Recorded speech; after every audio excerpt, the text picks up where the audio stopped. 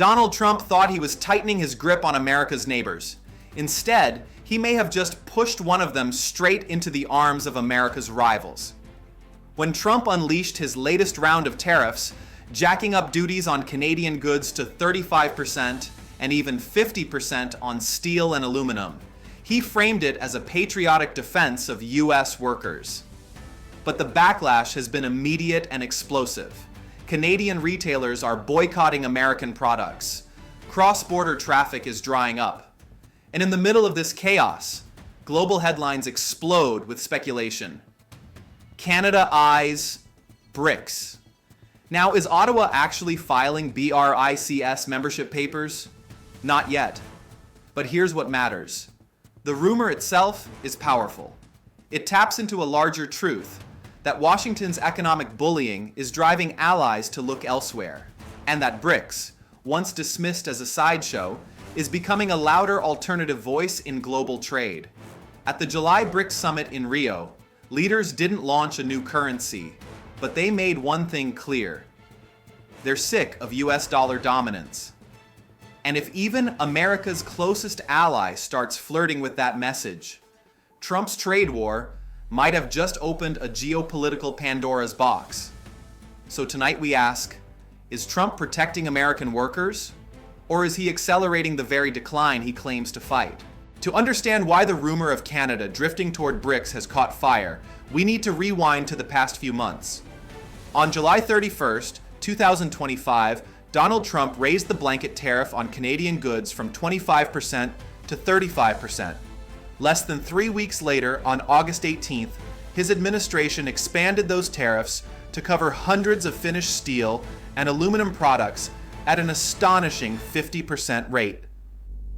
In total, nearly $138 billion worth of finished goods were hit, part of a broader campaign that has now dragged over $328 billion in imports into Washington's tariff net. Trump sold these moves as bold protection for American jobs, but the response north of the border was fierce. Canadian liquor boards began pausing orders of American bourbon and wine. Cross-border shopping traffic dropped sharply in July. Provincial premiers publicly urged Ottawa to retaliate, and ordinary Canadians flooded social media with calls for a boycott of U.S. products. What was once a quiet trade partnership suddenly felt like a battleground. Now, layer on top of this the BRICS factor. At their July 6th to 7th summit in Rio de Janeiro, Brazil's President Lula, along with leaders from China, India, and others, criticized the return of U.S. tariffs and highlighted their plan to expand trade using local currencies. They didn't announce a single BRICS currency, but they made it clear they want to reduce dependence on the US dollar.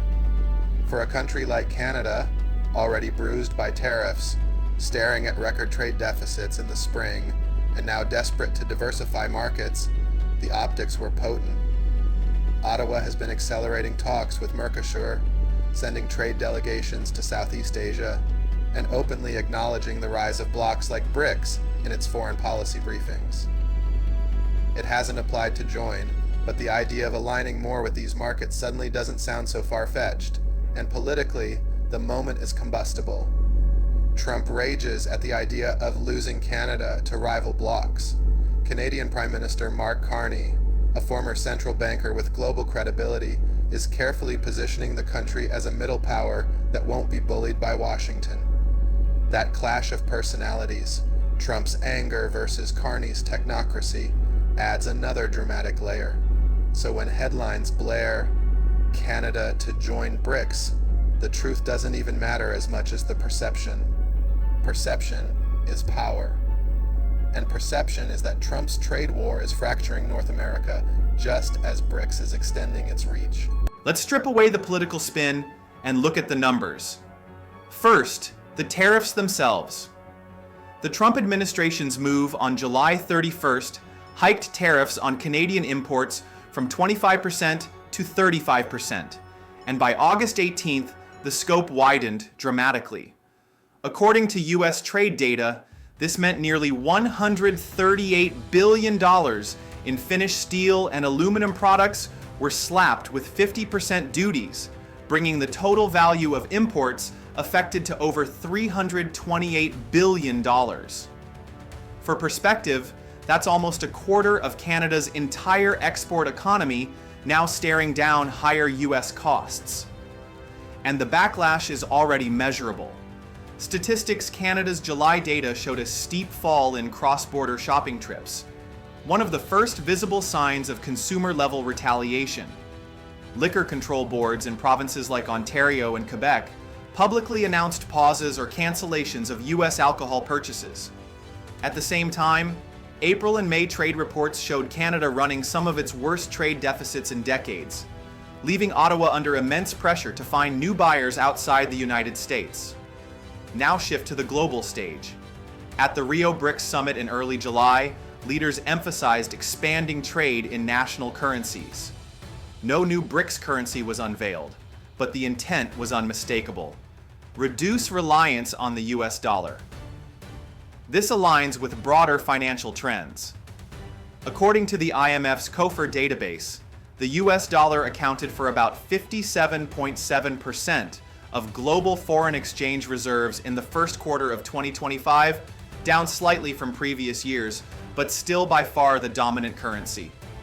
By comparison, the euro held about 20%, while the Chinese yuan remains under 3%, despite China's massive economy. Even so, that small decline in dollar share signals a gradual diversification underway. And consider debt markets. The Federal Reserve notes that around 60% of global foreign currency debt is still denominated in US dollars. That means governments, corporations, and banks worldwide continue to rely on the greenback for stability. BRICS nations may want to change that, but they're still swimming in a dollar-based system. So here's the contrast. Trump's tariffs are pushing Canada and others to think about alternatives. BRICS rhetoric is gaining traction, particularly around de-dollarization. But the hard numbers prove that the US dollar remains entrenched as the backbone of global finance. This tension between perception and reality, between short-term trade pain and long-term monetary dominance, is where the real story lies. Canada isn't about to flip a switch and abandon the dollar, but every tariff, every boycott, every diplomatic snub nudges the conversation closer to that possibility. Every trade war creates its casualties and its opportunists. Trump's tariffs on Canada are no different. On the losing side, American exporters are feeling the sting first. US whiskey producers, for example, rely heavily on Canadian buyers. When Ontario and Quebec liquor boards pause purchases, that's millions of dollars in lost sales. Farmers are next in line. Canada is one of the largest buyers of US agricultural products, and boycotts or sourcing shifts could hit soybean, corn, and dairy exporters hard. Add to that cross-border retail. With Canadian consumers staying home instead of shopping trips to Buffalo or Detroit, small businesses in US border towns lose foot traffic and revenue. Canada, meanwhile, takes a hit too. Tariffs make it more expensive for Canadian companies to sell into the US, their #1 export destination. Manufacturers in Ontario and Quebec, especially those tied into auto supply chains, face higher costs and shrinking profit margins. Add the fact that Canada's April and May trade deficits were already ballooning, and you see why Ottawa is urgently seeking trade diversification. But there are winners, and they're not shy about it. Domestic US steel and aluminum producers benefit from a protective moat. With foreign goods slapped with 35 to 50% tariffs, American-made metals gain a pricing edge at home. Politically, Trump also positions himself as the defender of American workers, an image that plays well with his base, even if broader economic pain spreads. On the global stage, BRICS nations quietly cheer. Every time Washington alienates an ally, it strengthens their argument that the world needs alternatives. China and Russia, in particular, benefit when countries like Canada even consider shifting trade flows or exploring non-dollar transactions. It validates the BRICS narrative that US dominance is fragile. And then there are the neutral beneficiaries. Latin American and Asian economies. As Canada restarts Mercosur talks and deepens Indo-Pacific trade missions, Brazilian soybean exporters, Southeast Asian textile producers, and even Indian IT firms stand ready to scoop up contracts Canada diverts away from the United States. In short, US exporters and Canadian manufacturers are the clear losers. American steel and aluminum producers gain a temporary edge. BRICS and alternative markets quietly win influence as Washington burns bridges. It's a messy redistribution of economic clout, where perception of decline may matter just as much as actual numbers. Here's the uncomfortable truth. Canada won't wake up tomorrow as a BRICS member, and the dollar won't be dethroned by next week. But Trump's tariff shock has shoved the conversation into a new lane, where Ottawa's best move is to diversify fast, price in permanent friction with Washington, and use the BRICS drumbeat as leverage. That's the near-term reality, a dual-track Canada, still trading heavily with the US, while quietly stitching new routes through Latin America and the Indo-Pacific so no single White House can choke its economy again. On the BRICS side, the path is evolution, not revolution. Expect more local currency experiments, more bilateral clearing, and more political theater about ending dollar dominance. Markets won't flip on rhetoric alone. They flip when contracts, logistics, and risk models do. That takes time, plumbing, and trust. Yet perceptions matter, and every time tariffs spike or a boycott trends, BRICS pitch sounds a little less fringe and a little more practical to mid-sized economies that just want cheaper financing and fewer headaches. For the US, the risk isn't that Canada defects in a single dramatic gesture. It's the slow bleed of influence as close allies hedge. If you're an American manufacturer, that looks like orders you don't get, because a Canadian buyer found an Indonesian supplier. If you're a farm co-op, it's a procurement contract that quietly shifts to Brazil. If you're the White House, it's realizing that tariffs worked politically, but at the cost of nudging partners toward alternatives that will outlast the news cycle. The longer tariffs sit, the deeper those alternative grooves get. For Canada, the danger is whiplash. Retaliation plays well at home, but supply chains don't rebuild overnight.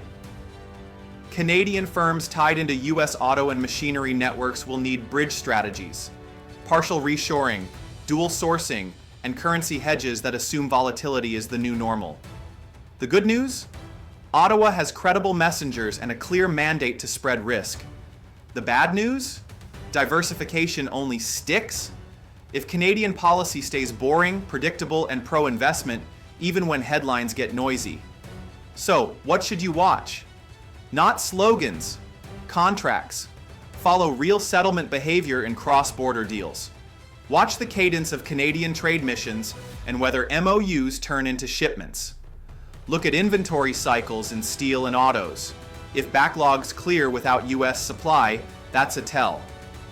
Track reserve allocations and corporate debt issuance currency. If those edges keep drifting away from the dollar, that's impact. And keep an eye on border data. If Canadian retail flows and travel don't rebound, the boycott psychology is sticking. Here's the bottom line. Trump's tariffs may deliver visible wins for a slice of US industry, but they also tax your alliances. Canada won't bolt, but it will hedge, and every hedge is a vote for a more multipolar trade system. BRICS won't dump the dollar, but they'll chip at it methodically. Power rarely collapses, it erodes. What you're seeing now is erosion made visible. If you found this breakdown useful, here's what I want from you next. Tell me in the comments. If you're in Canada, are you personally cutting back on US goods or cross-border trips? If you're in the US, do these tariffs feel like protection or punishment at the checkout line? And for the policy nerds, do you think local currency trade can scale without a real financial backstop?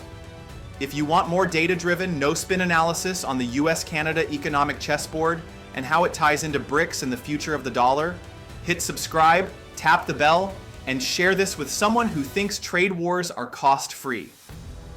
The next few months will decide whether this is a short-term tantrum or the moment North America's wiring got permanently rewired.